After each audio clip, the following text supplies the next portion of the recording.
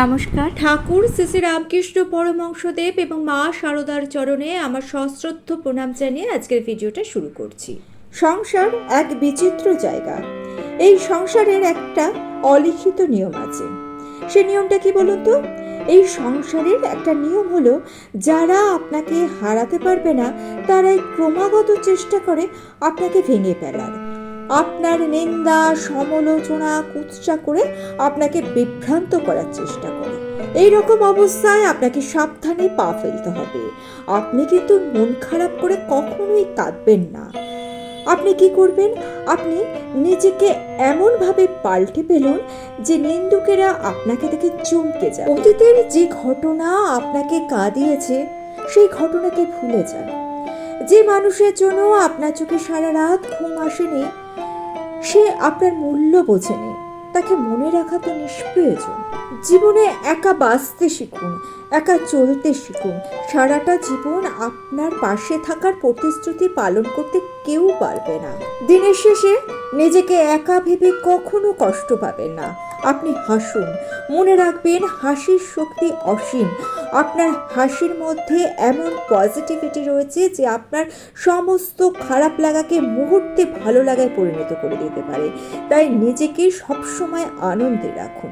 চার দেওয়ালের মধ্যে আপনার যতই মন খারাপ লাগুক না কেন, আপনি যখন দরজাটা খুলবেন তখন হাসি মুখেই খুলবেন। আপনার খারাপ থাকা বা আপনার মন খারাপে যখন কারোরই কিছু যায় আসে না, তখন শুধু শুধু অন্যকে আপনার মন খারাপ দেখানোর প্রয়োজন কি?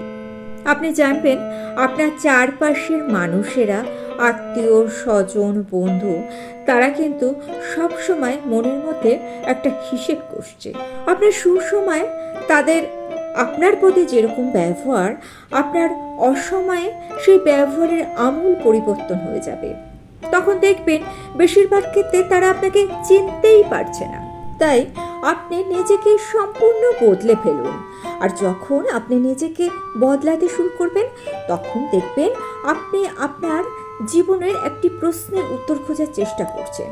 সেই প্রশ্নটি হলো কেন?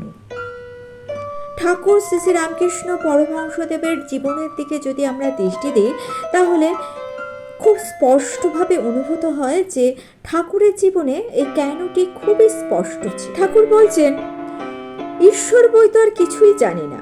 তাই তার জীবনে তিনি যা কিছু করেছেন, যা কিছু ভেবেছেন, তার পিছনে ওই কেনটি ভারী স্পষ্ট।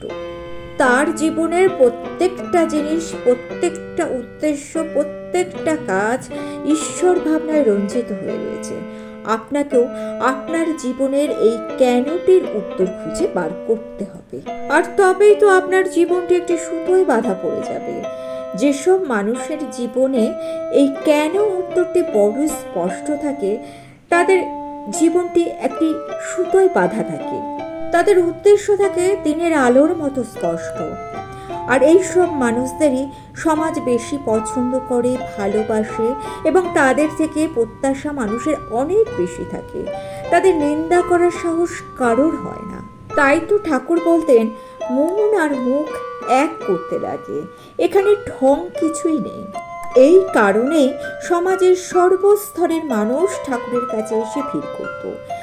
ঠাকুরকেও তার জীবনে বিরোধিতা, সমালোচনার মুখোমুখি হতে হয়েছিল, কিন্তু সব থেকে সহজে তিনি যেটা করতে পারতেন সেটা হলো সমস্ত কিছুকে সরলভাবে তিনি ভাবতে পারতেন, চিন্তা করতে পারতেন। জীবনের সব থেকে কঠিন কাজ কি বলুন তো? সরলতা। যে মানুষটি সব থেকে বেশি সরল হয়, সে জানে সে কি চায়, সে কেন চায়। যার নিজের সম্বন্ধে স্পষ্ট ধারণা থাকে, তার মধ্যে সরলতা সব থেকে বেশি থাকে। আর এই সরলতা বা স্বচ্ছতাই হলো সেই আলো যার স্পর্শে সমস্ত অন্ধকার মুহূর্তে দূর হয়ে যায়। নাটকার গিরিশ ঘোষ একদিন মহেন্দ্র ডাক্তারকে বলছেন, মশাই, আপনার কি এরকম হয়? এখানে আসবো না মনে করছি, কিন্তু কার টানে যে এখানে চলে আসি বুঝতে পারি না। এটা কি আমারই হচ্ছে না সবারই হয়? একথা আমি বুঝে উঠতে পারছি না। ঠাকুরের প্রিয় শিষ্য নরেন্দ্রনাথের জীবনেও এই কেনটি খুব স্পষ্ট ছিল। স্বামীজি বলেছেন, আমি প্রত্যেকটা বিষয়ে কেন জানতে চাই, আর কেমন করে হয় সেই অনুসন্ধান না হয় বালকেরা করুক। স্বামীজির জীবনে এই কেন প্রশ্নের উত্তর এতটাই স্পষ্ট ছিল যে স্বামীজি বলছেন, মানুষের কাছে তার অন্তর্নিহিত দেবত্বের বাণী প্রচার করতে হবে এবং সব কাজে সেই দেবত্বের পথ নির্ধারণ করে দিতে হবে। এই কথাটি বলে দিচ্ছে যে তিনি সারা জীবন যা করেছেন তিনি কেন করেছেন। আপনি ঘুম থেকে উঠে নিজেকে একটা প্রশ্ন করুন তো, আপনার জীবনের কেনর উত্তরটি আপনার কাছে কি স্পষ্ট? আপনি কেন এই কথাটি বললেন, আপনি কেন এই কাজটি করলেন, বা আপনি কেন এই কথাটি ভাবছেন? আপনার কাছে এর কি কোনো স্পষ্ট উত্তর রয়েছে? আপনার কাছে যদি এর স্পষ্ট উত্তর থাকে তাহলে আপনি জানবেন আপনি সঠিক পথেই চলেছেন। তাই সেই পথে আপনি নির্ভয়ে নির্বিঘ্নে এগিয়ে যেতে থাকুন। কিন্তু আপনার কাছে এর উত্তর যদি স্পষ্ট না থাকে সেক্ষেত্রে কিন্তু আপনাকে এর উত্তরটি খুঁজে বার করতে হবে। কারণ আমাদের জীবনে এই কেন সুস্পষ্ট উত্তর না থাকার জন্যই কিন্তু আমরা দিকভ্রান্ত হয়ে যাই। শ্রী শ্রী মা শারদা বলেছেন, কারো দোষ দেখো না মা, দোষ দেখবে নিজের। মানুষের অন্যের দোষ দেখার প্রবণতাই বেশি থাকে। কেন আপনার আশেপাশের মানুষগুলো আপনার দোষটাই দেখে?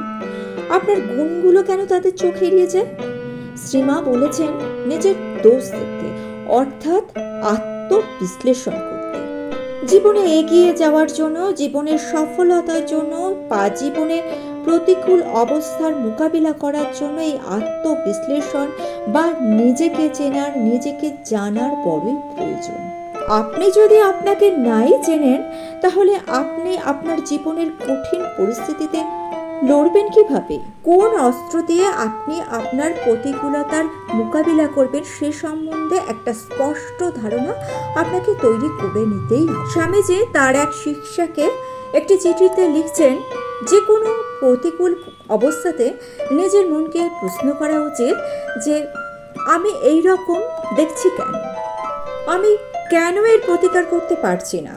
কারণ নিজের জীবনের কেনটি যদি খুব স্পষ্ট থাকে তবেই তো জীবনের সঠিক প্রত্যাশা তৈরি হয়।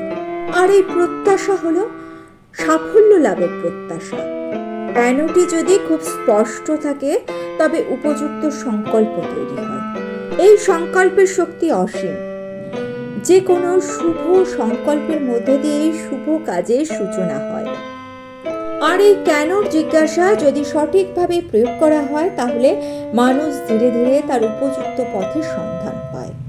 মন কিছু একটা পাওয়ার জন্য ব্যাকুল হয়, আর তার এই অন্তরের ব্যাকুলতায় তার জীবনকে পরিপূর্ণ করে তোলে, তার জীবনকে আনন্দে ভরিয়ে তোলে। আপনার এই পরিবর্তন দেখে আপনার চারপাশের নিন্দুকেরা আপনাকে দেখে চমকে যাবে। ভিডিওটা ভালো লেগে থাকলে চ্যানেলটিকে সাবস্ক্রাইব করে নিয়ে পাশে থাকা বেল আইকনটা প্রেস করে দিয়ে অল অপশনটা ক্লিক করে দেবেন, তাহলে যখনই নতুন কোনো ভিডিও আপলোড করব তার নোটিফিকেশন আপনাদের কাছে পৌঁছে যাবে। মা ও ঠাকুরের চরণে প্রণাম জানিয়ে আজকে এই পর্যন্তই। Thanks for watching.